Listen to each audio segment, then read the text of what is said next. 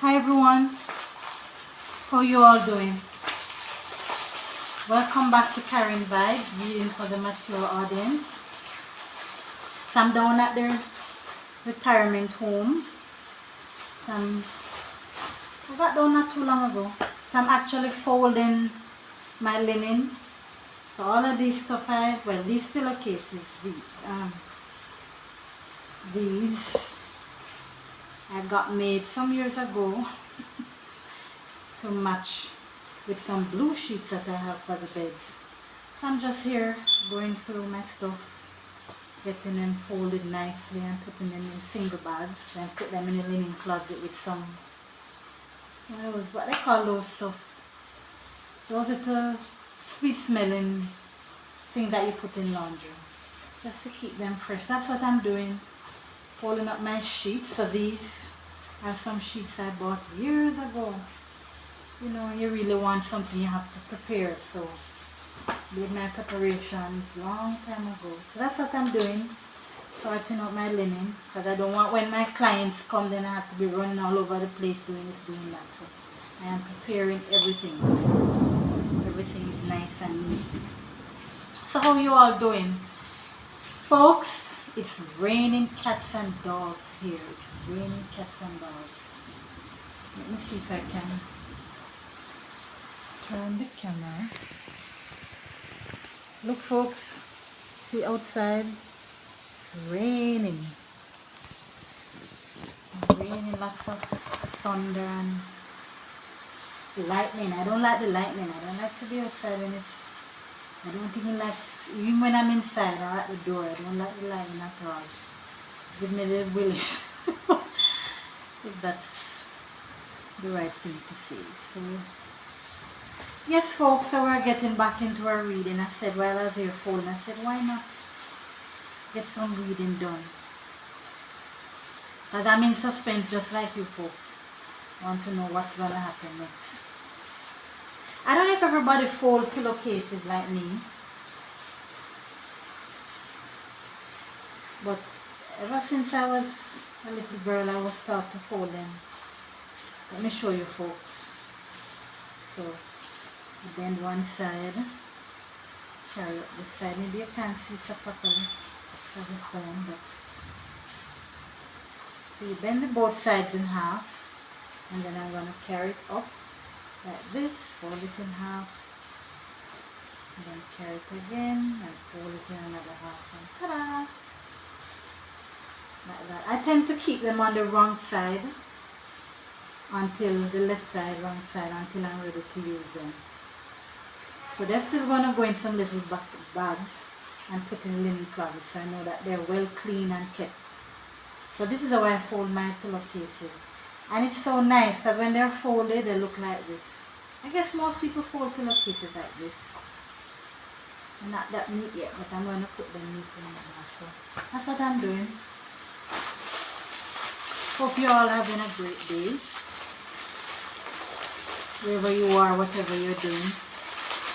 I'm trying to figure out what this is. I know I bought these from a friend of mine some time ago.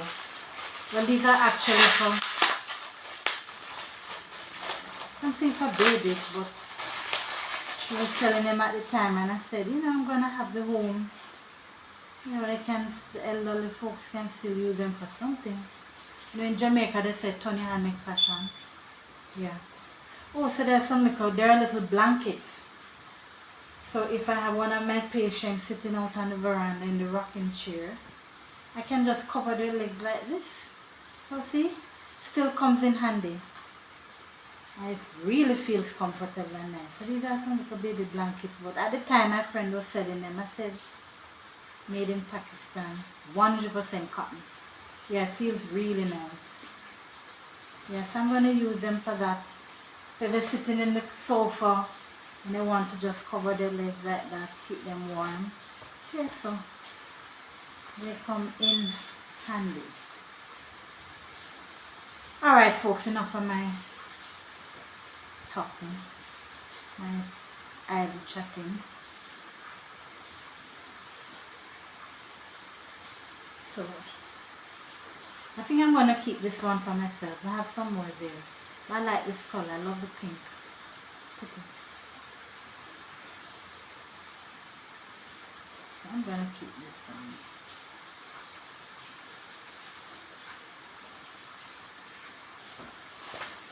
Yes, folks, so we're just going to get right into our book. So, you know, the name of our book is Flowers in the Attic, and it's written by Virginia Andrews and narrated by moi, Karen. Right, so the last time we finished chapter 17, yes, where they were planning on going down through the window using a rope sheet. So that's where we had stopped. Chapter 17 is finished, and now we're going to go on to chapter 18. I'm not complaining about the rain.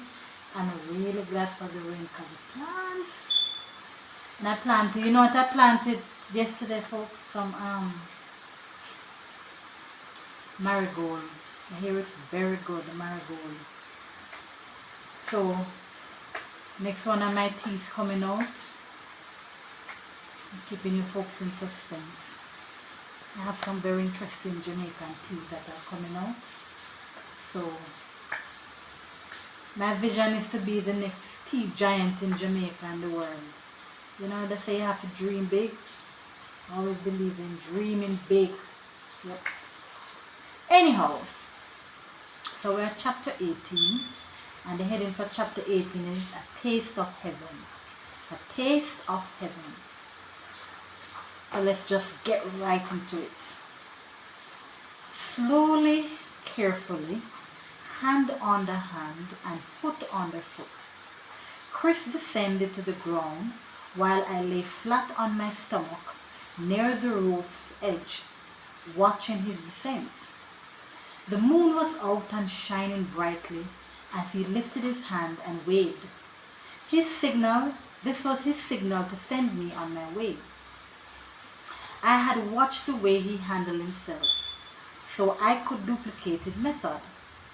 I told myself it was no different from swinging on the ropes tied to the attic rafters. The knots were big and strong, and we had made them about 4.5 feet apart. He had told me not to look down once I left the roof, just to concentrate on notching one foot securely on a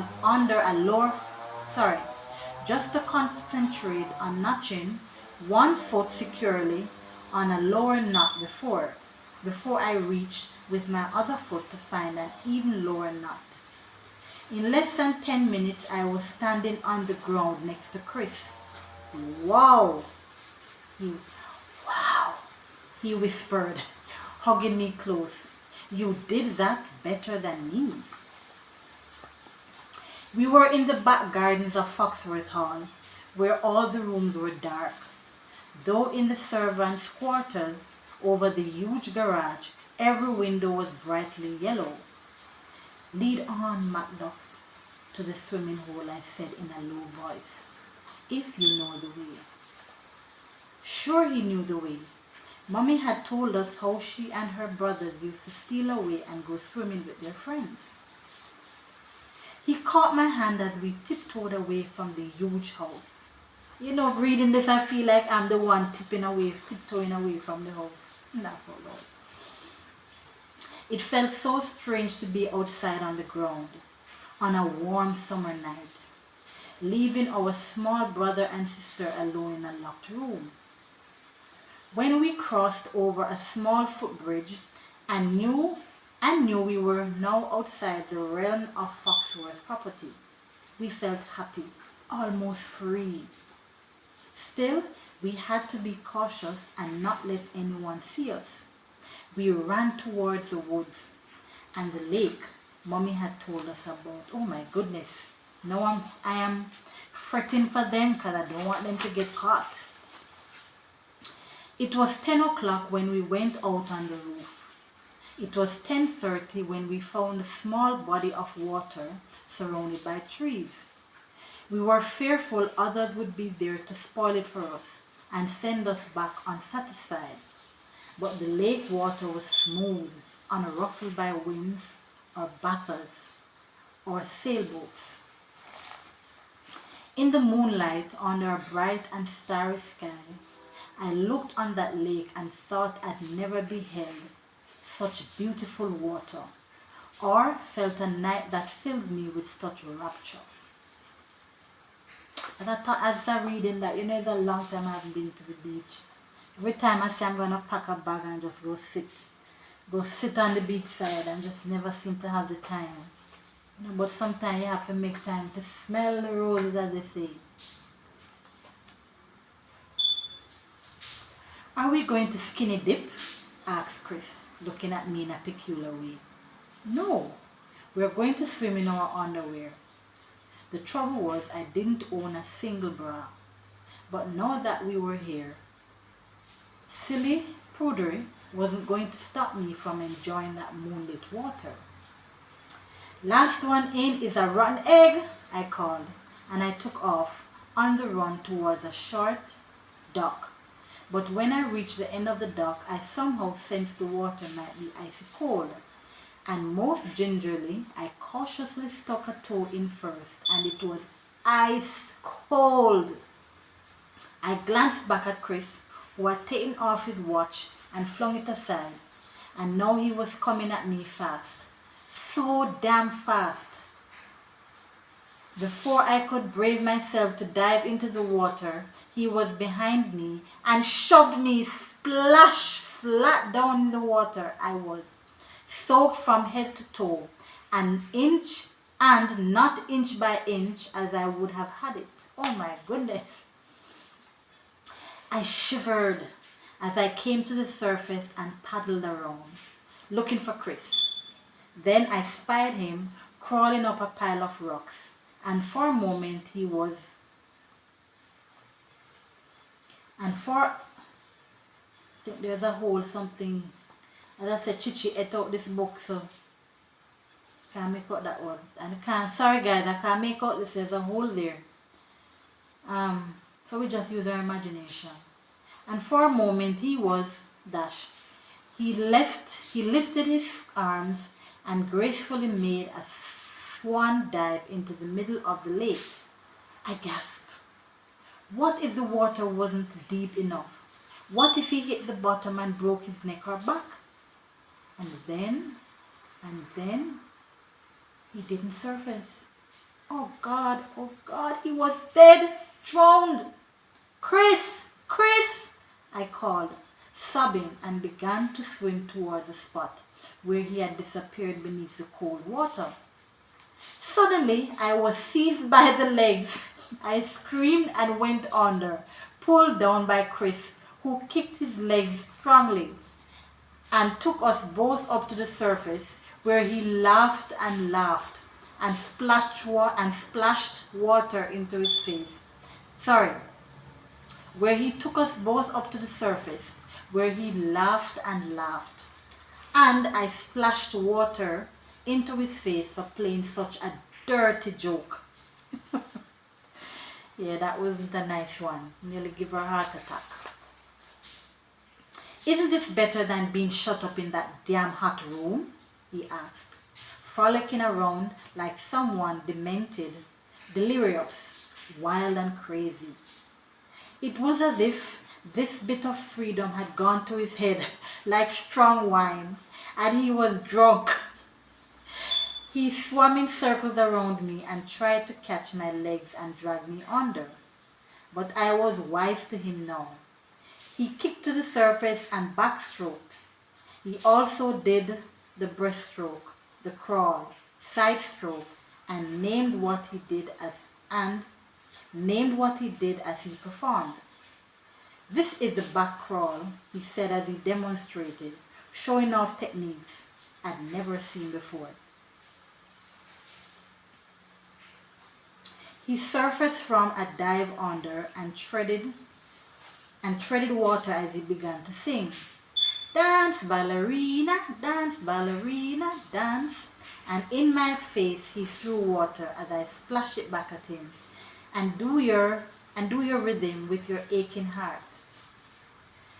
And then he had me in his embrace, and laughing and screaming we fought, gone crazy, just to be children again.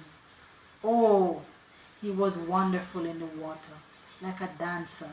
Suddenly, like a dancer. Suddenly, I was tired, extremely tired. So tired I felt weak as a wet dishcloth. Chris put his arm around me and assisted me up to the shore.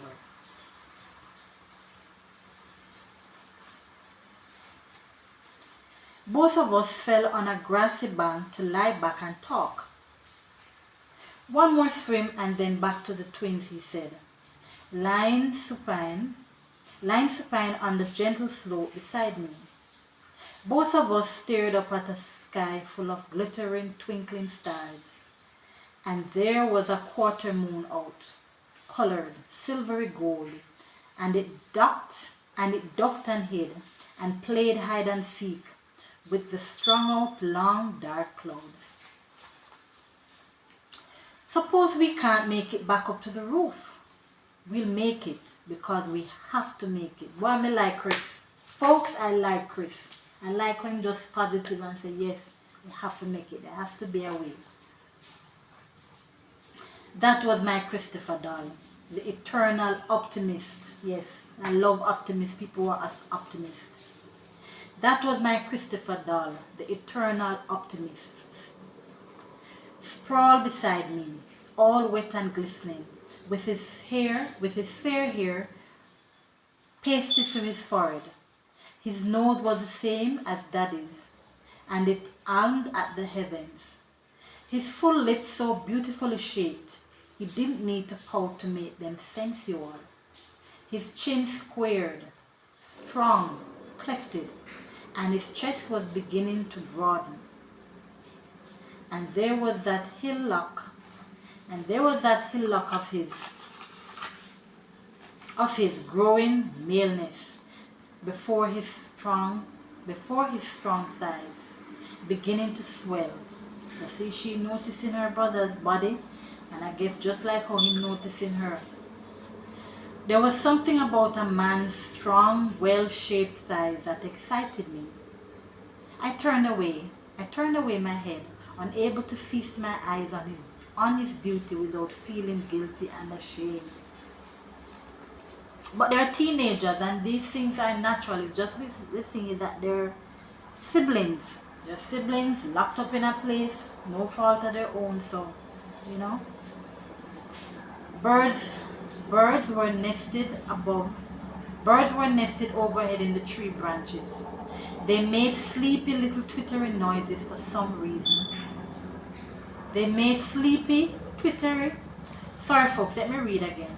Birds were nested overhead in the tree branches. They made sleepy little twittering noises that for some reason made me think of the twins, and that made me sad and put tears in my eyes. Fireflies bobbed up ever so often and flashed their lemon-colored taillights off and on, signaling male to female or vice versa. Chris, is it the male firefly that lights up or the female? I'm really not sure, he said, as if he didn't care. I think they both light up, but the female stays on the ground signaling when the male flies around looking for her. You mean you aren't positive about everything? You all-knowing? Kathy, let's not quibble. I don't know everything. A long way from it. He turned his head and met my eyes. Our gazes locked, and neither of us seemed capable of looking elsewhere. Soft southern breezes came and played in my hair and dried the wisp about my face. I felt them tickling like small kisses, and again I wanted to cry. For no reason at all, except the night was so sweet, so lovely. And I was at the age for high romantic yearning. See what I tell you guys? And the breeze whispered loving words in my ears. Words I was so afraid no one was ever going to say. Still, the night was so lovely under the trees, near the shimmering moonlit water, and I sighed. I felt that I'd been here before, on this grass near the lake. Oh, the strange thoughts I had as the night flyers hummed and whirred, and the mosquitoes buzzed, and somewhere far off an owl hooted, taking me quickly back to the night when first we came to live as fugitives, hidden from a world that didn't want us. Chris, you're almost 17, the same age Daddy was when he met Mommy. And you're 14, the same age she was, he said in a hoarse voice. Do you believe in love at first sight? He hesitated, mulling over his way, not mine. Mulling that over, his way, not mine. I'm not an authority on that subject. I know when I was in school, I'd see a pretty girl and right away fell in love with her. Then we'd talk and she was kind of stupid. Then when we talk and she was kind of stupid, then I didn't feel anything at all about her. But if her beauty had been matched by other assets, I think I could fall in love at first sight. Though I've read that kind of love is only physical attraction. Do you think I'm stupid? He grinned and reached out to touch my hair. Gosh, no. And I hope you don't think you are, because you're not. Your trouble is, Kathy, you have too many talents. You want to be everything, and that's not possible.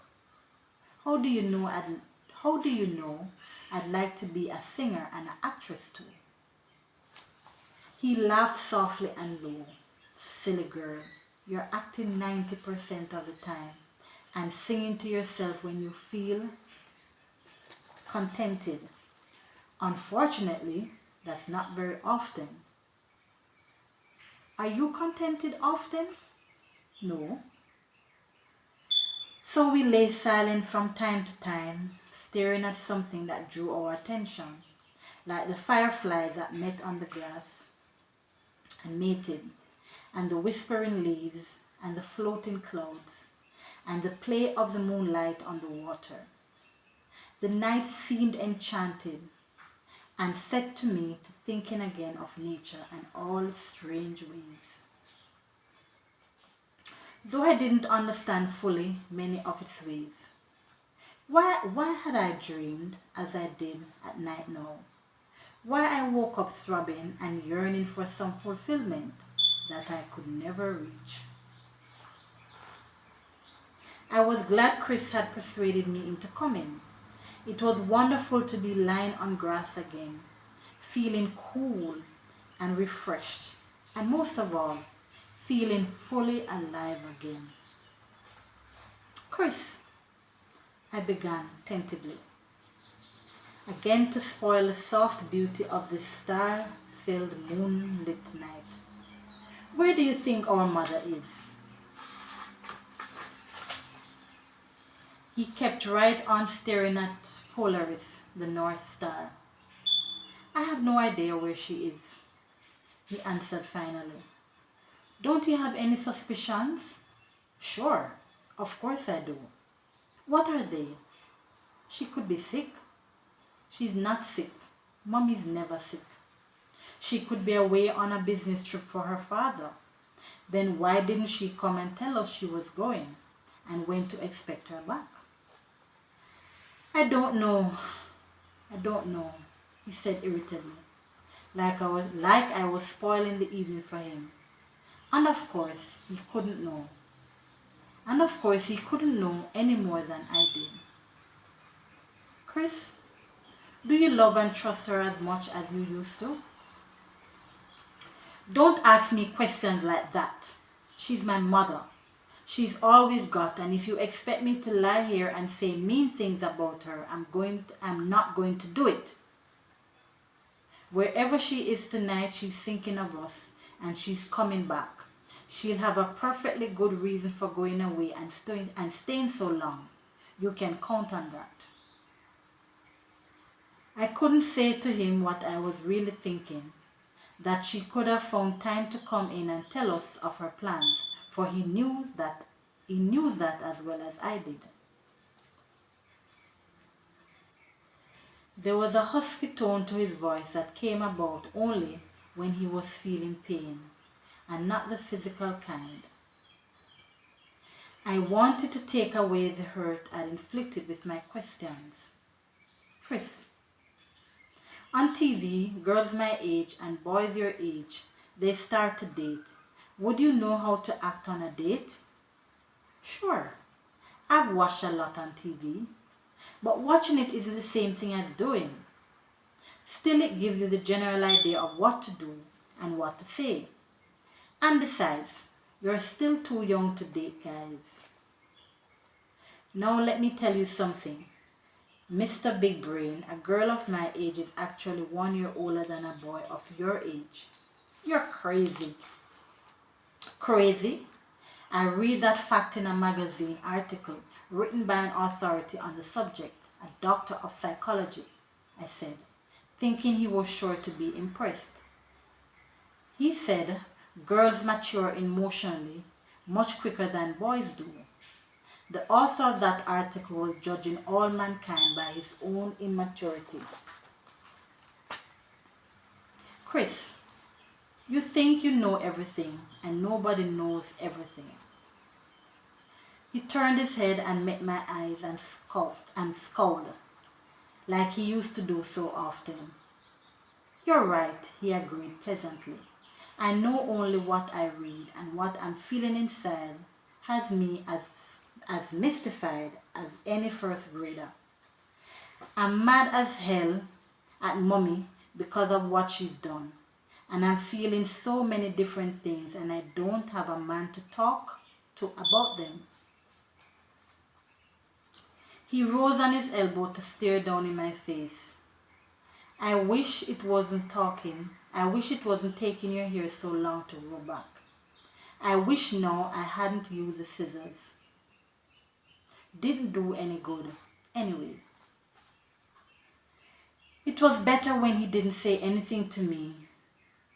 It was better when he didn't say anything to make me think of Foxworth Hall. I just wanted to look up at the sky and feel the fresh night air on my wet skin. My pajamas were thin white bastita scattered all over with rosebuds and edged with lace. They clung to me like a second skin, just as Chris' white jockey shorts clung to him. Let's go now, Chris. Reluctantly, he got up and stretched out a hand. Another swim? No, let's go now. Let's go back. Silently, we headed away from the lake, walking slowly through the woods, drinking in the sensation of being outside on the ground. We headed back to our responsibilities. For the longest time, we stood by the rope we'd made, fastened to a chimney far above. I wasn't thinking of how we'd make the ascent, only wondering what we'd gain by this brief little escape from a prison we had to enter again. Chris, do you feel different? Yes, we didn't do very much. Yes, we didn't do very much but walk and run on the ground and swim for a short while. But I feel more alive and more hopeful. We could get away if we wanted to tonight and not wait for Mommy to come back. We could go up, make slings to carry the twins, and while they sleep, we could carry them down. We could run away. Let's run away. We'd be free.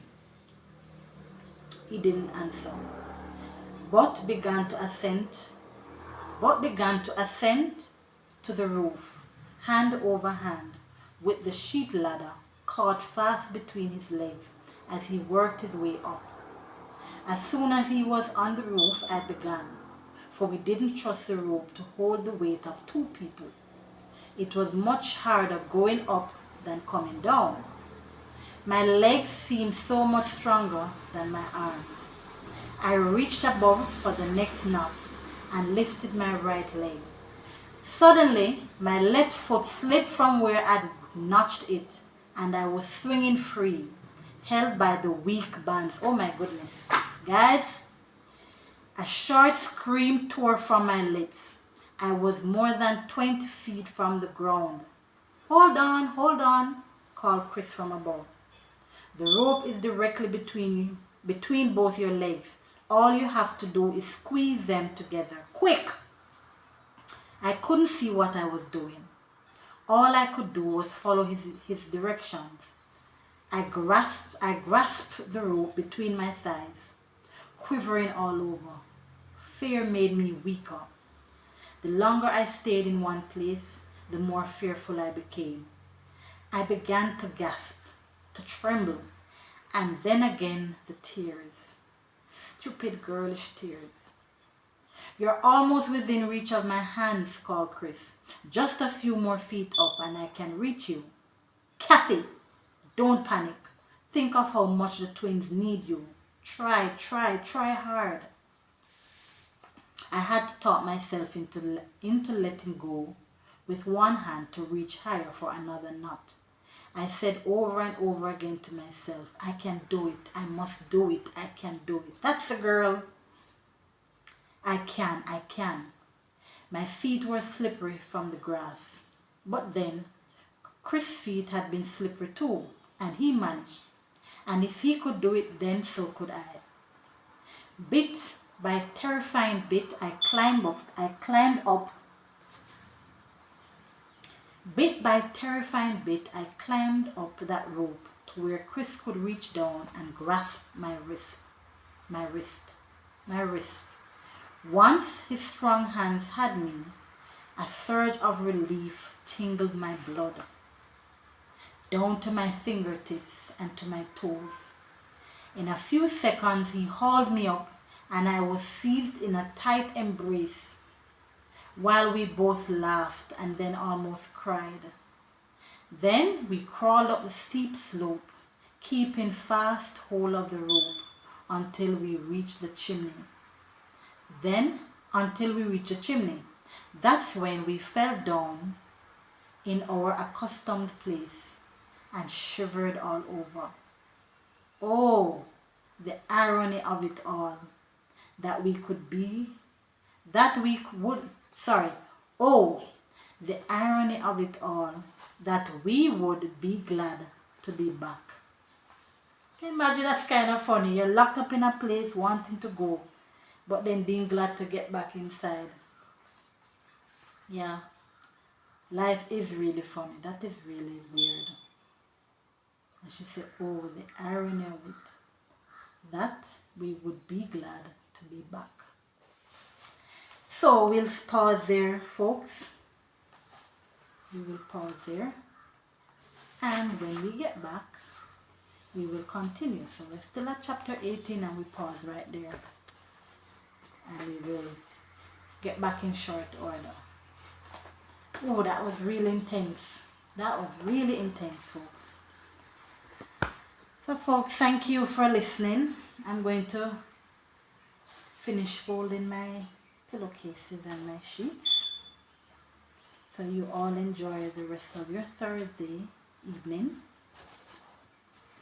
And just be careful wherever you are, and just remember not to give up.